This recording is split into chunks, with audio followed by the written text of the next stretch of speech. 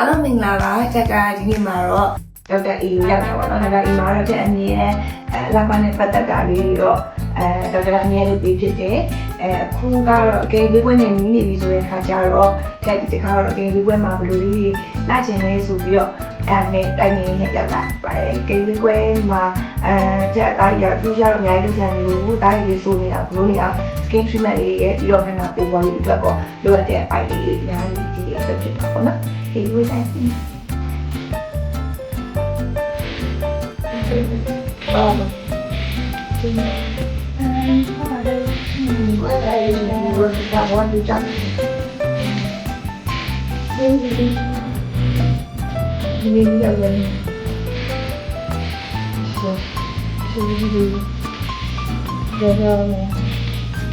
nóng là buồn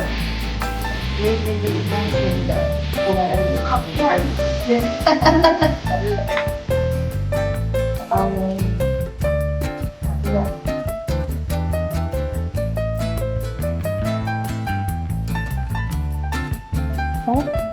Cho nó hỏi gì em đi